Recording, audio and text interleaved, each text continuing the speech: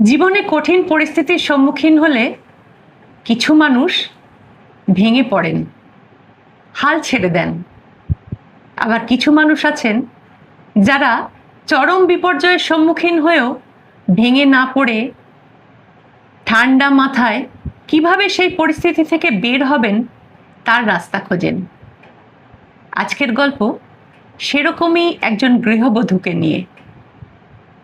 আনন্দী একজন স্ত্রী, একজন মা, সাথে এমন একজন নারী যে নিজস্ব কিছু করার স্বপ্ন দেখেছিল, কিন্তু নানা কারণে তার সেই স্বপ্ন পূরণ করা হয়ে ওঠেনি।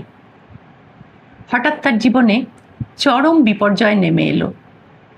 তার স্বামীর চাকরি চলে গেল, তার ছোট্ট মেয়ে গুরুতর অসুস্থ হয়ে পড়ল।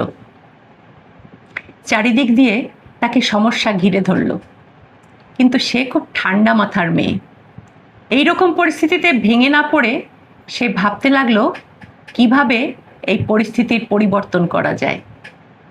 তার জন্য প্রয়োজন অর্থনৈতিকভাবে স্বনির্ভর হওয়া। সে চাকরির চেষ্টা করলো, কিন্তু পেল না। তারপর ভাবলো আর কি করা যেতে পারে। তার মনে পড়লো বিয়ের আগে শখ করে সে গয়না, খেলনা এসব বানানো শিখেছিল। ভাবলো একবার এগুলো দিয়ে চেষ্টা করে দেখা যাক। সে নিজে বেশ কিছু গয়না তৈরি করলো। তারপর সেগুলো নিয়ে স্থানীয় প্রসাধনীর দোকানে গেল বিক্রির উদ্দেশ্যে। কিন্তু দীর্ঘদিনের অনভ্যাসের কারণে কাজে সূক্ষ্মতা না থাকায় কেউ তার হাতে বানানো গয়না কিনতে রাজি হলো না। সে প্রতিদিন বিভিন্ন দোকানে গিয়ে চেষ্টা করত। প্রতিদিন তাকে না শুনতে হতো, কিন্তু এরপরেও সে ভেঙে পড়েনি, নিরাশ হয়নি। রাত্রিবেলা সবাই যখন ঘুমোতো, সে তখন গয়নাগুলোতে নতুন নতুন নকশা করার চেষ্টা করত। ধীরে ধীরে তার কাজের সূক্ষ্মতা এলো।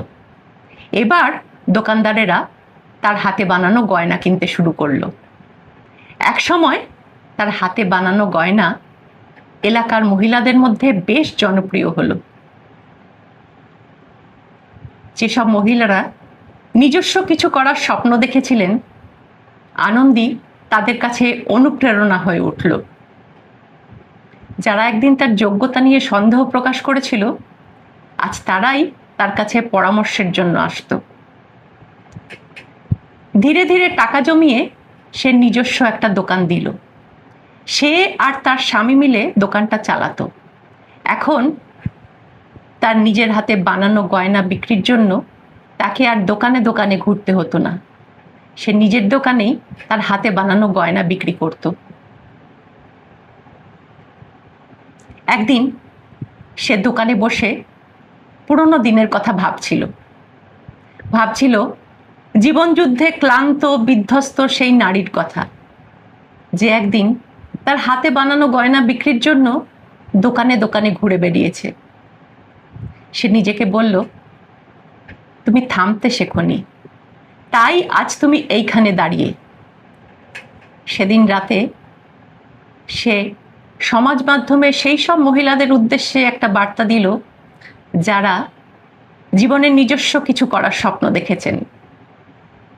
তাতে সে লিখল, অনুপ্রেরণার জন্য অপেক্ষা করো না। সবসময় অনুপ্রেরণা দেবার মতো কেউ থাকে না। যে কোনো কাজে নিয়মানুবর্তিতাই তোমাকে তোমার লক্ষ্যে পৌঁছে দিতে পারে। নিজের উন্নতির জন্য চেষ্টা করো। ভিডিওটা যদি ভালো লেগে থাকে তাহলে চ্যানেলটাকে প্লিজ সাবস্ক্রাইব করতে আর লাইক, কমেন্ট, শেয়ার করতে ভুলবেন না।